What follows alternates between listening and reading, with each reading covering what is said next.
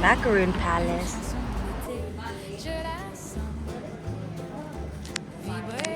Whoa, chocolate. Les arbres chuchotent, les oiseaux font l'écho, un instant parfait, tout doux,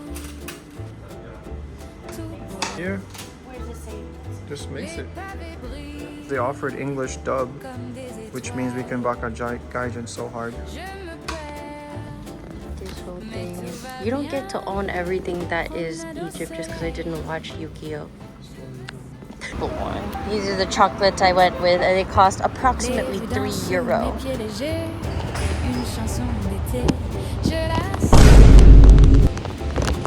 Oh, my skirt flying!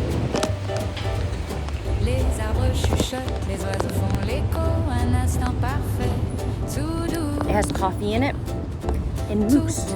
My fingers are dirty now and I have a white skirt. We were only walking for like 3 minutes and we're at the Notre Dame. And there's that cafe with the flowers.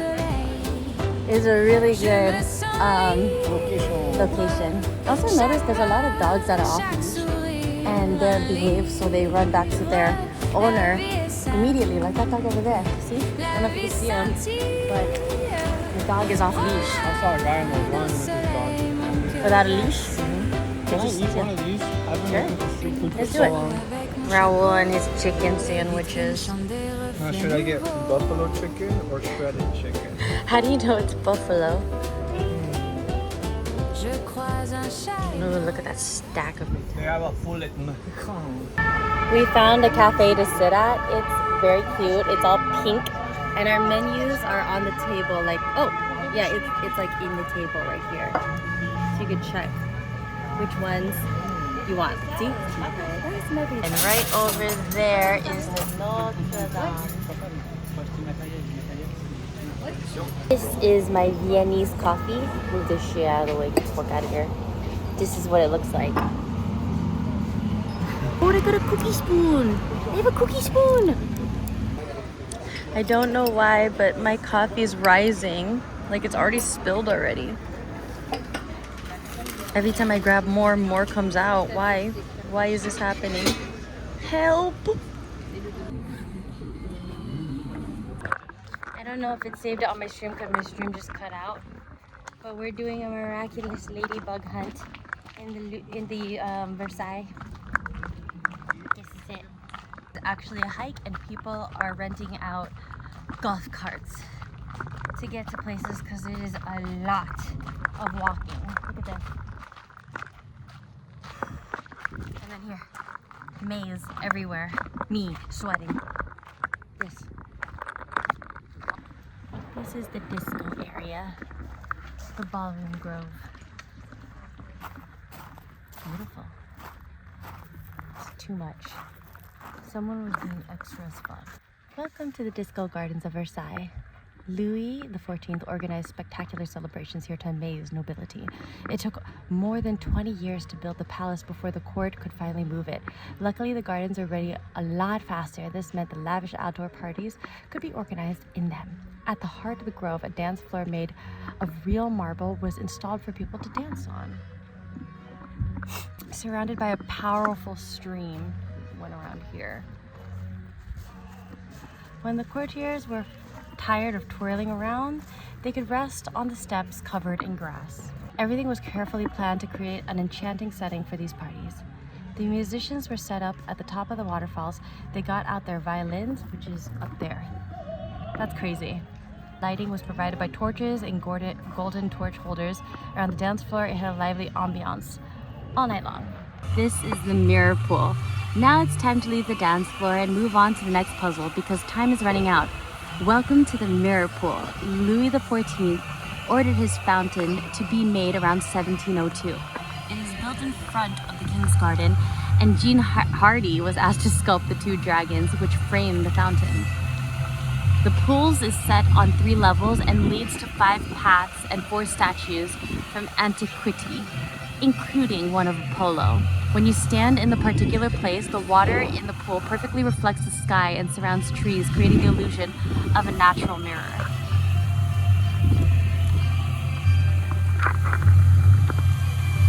music is playing right now, but this is the mirror. I don't know exactly where you're supposed to stand to make it look like a mirror though. Is this close enough to mirror? I don't know. Is that what it is? Also, there's a show happening. The World of Color. We have now reached the Colonnade Grove, designed by architect Jules Hardouin-Mansart. The unique character of this place is what makes it stand out. Here there aren't as many plants as in the other groves because it was designed by an architect and not a gardener. You are surrounded by 32 marble columns in different colors that form a circle around you. In the center, there's an imposing statue showing Persephone being kidnapped by Pluto, her future husband and god of hell. Oh, I like the story of that. When Lenotre, the gardener for the other grove, saw this creation, he showed he was jealous by saying to the king, "You have made a gardener of a builder. He has served you a dish from his trade." Mulu has hidden in the instrument used by the musician, the marine trumpet. If you can solve the musical chord, Mulu will reveal herself to you. Now is the tour guide.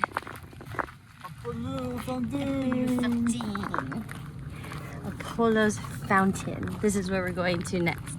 This is Apollo's Fountain. The fountain is dazzling. It's Apollo's Fountain, the sun god himself. During the day, he crosses the sky on his chariot, lighting the world. When night falls, he goes to rest in Thetis Grotto, at the bottom of the waters. Apollo reigns supreme in the garden of Louis XIV, the Sun King. But is that really a coincidence? In fact, when Louis XIV alludes to Apollo's adventures through his statues, he is putting himself on show. He wants his garden to say loud and clear, "Look how handsome and powerful I am." It is the oldest fountain in the park. It was dug when Louis XIII was king and has all the royal symbols: Apollo, dolphin, a jet of water as a fleur de lis. Louis XIII liked to go hunting and had a hunting lodge built that he could sleep in at the Versailles. His son Louis XIV transformed the chateau into his huge palace. And this is where you can find Kalaki. The fountain engineer has seen Kalaki hiding in the Apollo fountain, answer his questions, and he'll show you the Kwami is.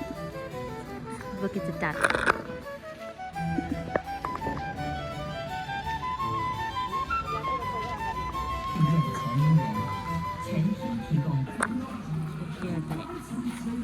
Opera going on here.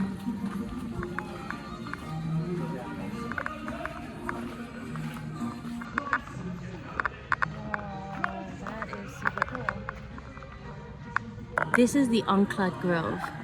Enceladus Grove. This is the Enceladus Grove. Cat Noir can't believe his eyes. Who is the statue trapped in the stone supposed to represent? The giant wanted to conquer Mount Olympus, the mountain where the Roman gods lived. Like the plans of the supervillains Ladybug and Cat Noir are up against, his plan failed spectacularly.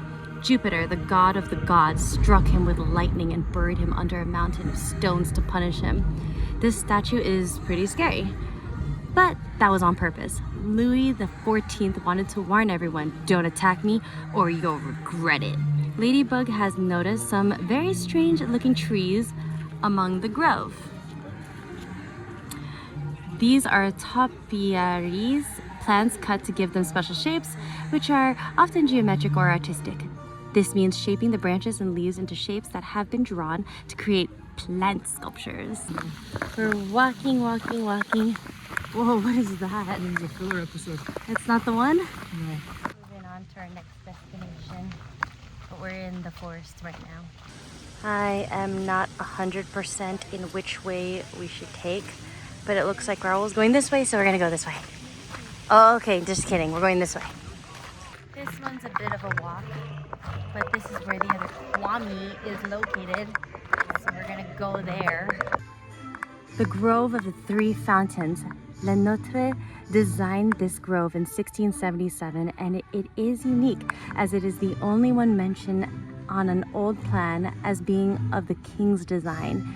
It runs parallel to the water walk and is laid out on 3 distinct levels connected by cascade. In the lower pool, the jets form a fleur de lis, in the center a water vault, and in the upper pool a water column formed by 140 jets. The grove features 3 different shaped pools, an octagonal pool, a square pool, and a round pool. It is distinguished by the absence of statues and the presence of many shells. Look at this. Sass is in the octagonal pool, 8-sides circle. The pool that corresponds to the shape of it. Let's do it. This is the Dragon and Neptune fountains. You only have one Kwami left to find. He can only be in one place, the Neptune fountain. This fountain is impressive because it has almost 100 water jets on its own. It's a real water show. By the way, the statues around it represent all the myths related to the sea. In the middle, you can see the god of the sea, Neptune, holding his trident next to Amphitrite, another sea goddess. Oceanus is on the right, a titan who is the father of 3,000 river gods, while his 3,000 daughters, the Oceanids, watch over rivers and lakes. On the left, you can see Proteus, who was a shepherd of sea creatures. Like a powerful breath of fire, this dragon launches the most powerful jet in the park up into the air, a column of water that is 27 meters high. It symbolizes Python, the snake beaten by the god Apollo, just the enemies of Louis the 14th, defeated by the Sun King. This is the water parterre. We need to get Fluff back first because she'll be on getting time back to normal.